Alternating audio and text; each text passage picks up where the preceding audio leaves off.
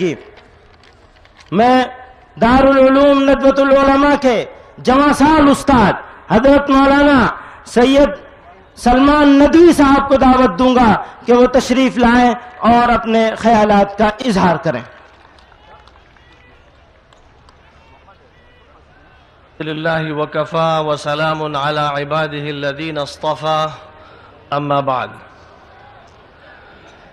اعوذ باللہ من الشیطان الرجیم بسم اللہ الرحمن الرحیم وقال الذين كفروا لرسلهم لنخرجنكم من أرضنا أو لتعودن في ملتنا فأوحى إليهم ربهم لنهلكن الظالمين ولنسكننكم الأرض من بعدهم ذلك لمن خاف مقامي وخاف وعيد واستفتحوا وخاب كل جبار عنيد۔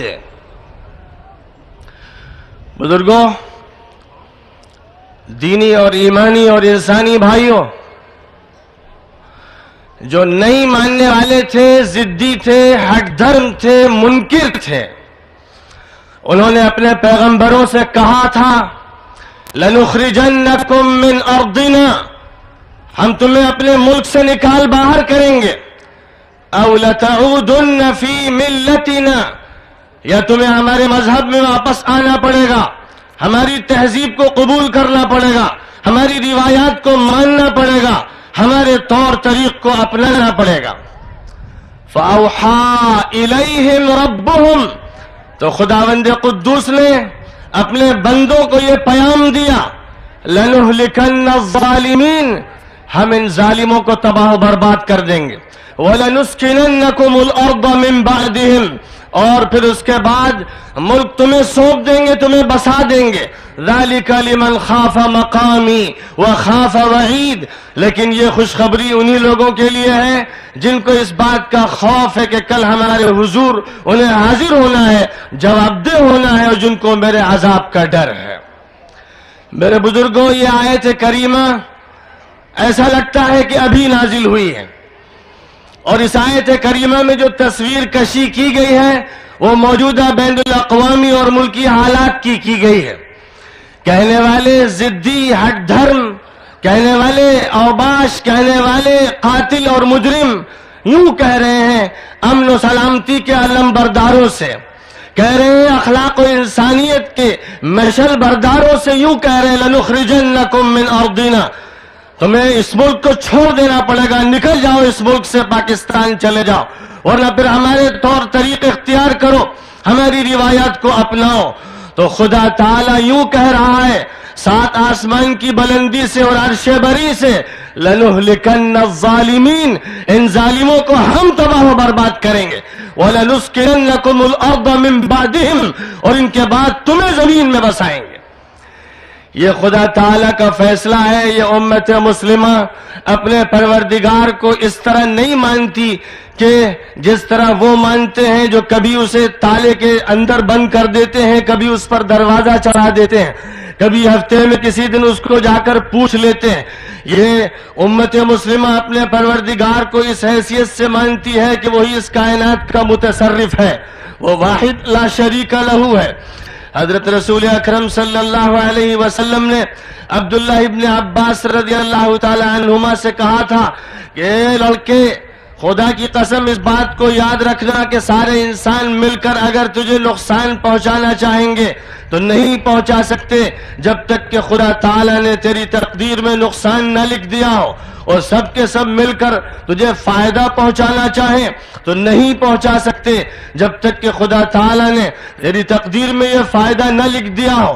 جس امت کا یہ یقین ہے، جس امت نے وحدانیت پر بھی یقین رکھا خدا تعالیٰ کی، اور جس امت نے رسول اکرم صلی اللہ علیہ وسلم کو ختم المرسلین تسلیم کیا، اور جس امت نے اسلامی شریعت کو آخری شریعت مانا، جس امت نے اس نظام کو آخری نظام مانا، اس امت کو دھمکیوں سے، طاقت سے، سیاست سے، مکر و فریب سے، سازش سے ڈرایا نہیں جا سکتا، اس لیے کہ یہ امت طاقت سے کبھی ڈرتی نہیں ہے، نہ ڈری ہے، نہ ڈر رہی ہے، نہ ڈرے گی۔ اس امت کو یہ یقین ہے کہ جو کچھ ہے وہ اللہ کے ہاتھ میں ہے، اور اللہ سارے انسانوں کا رب ہے، اور خدا تعالیٰ سارے انسانوں کا معبود ہے، اس پر سب سے پہلا یقین ہے. ایک یہ حقیقت ہے، اور اسی کے ساتھ ساتھ دوسری حقیقت یہ ہے کہ مثل الذین اتخذوا من دون اللہ اولیاء کمثل العنکبوت اتخذت بیتا وَإِنَّ أَوْهَنَ الْبُيُوتِ لَبَيْتُ الْعَنْكَبُوتِ لَوْ كَانُوا يَعْلَمُونَ. اللہ کو چھوڑ کر جو لوگ دوسرے سہارے پکڑے ہوئے ہیں، کسی سپر پاور کے دامن سے وابستہ ہیں، جن کی نگاہیں ہتھیاروں پر ہیں، افراد پر ہیں، اکثریت پر ہیں، ان کی مثال قرآن یوں بیان کرتا ہے کہ انہوں نے مکڑی کا ایک جالا بنایا ہے. ان کا گھر مکڑی کا ایک جالا ہے، وہ قلعہ نہیں ہے، قصر نہیں ہے، بلکہ مکڑی کا ایک جالا ہے جو جھاڑو کے ایک تنکے سے صاف کر دیا جائے گا.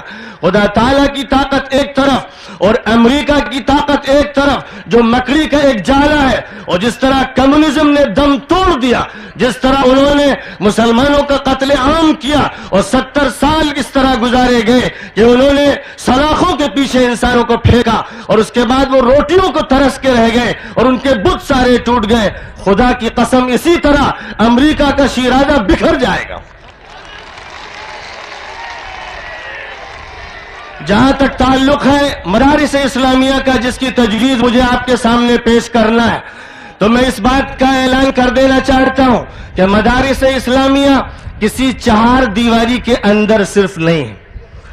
مدارس اسلامیہ ہر مسلمان کے دماغ کی دھڑکن ہے، ہر مسلمان کے دماغ کی سلوٹوں میں بسے ہوئے ہیں، اس کے دل کی دھڑکن ہے، اس کے ضمیر کی آواز ہے.